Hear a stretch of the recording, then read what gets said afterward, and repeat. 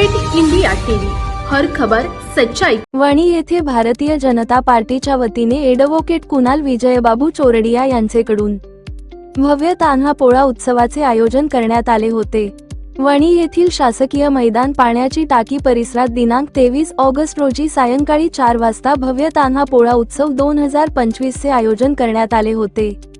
या तान्हा पोळ्यात 21 सायकलीच्या बक्षिसांचा वर्षाव, 3 सायकलींचा लकी ड्रॉ, सर्व सहभागी स्पर्धकांसाठी प्रोत्साहपर बक्षीस ठेवल्या गेले होते। यामध्ये 4 गट असणार आहे।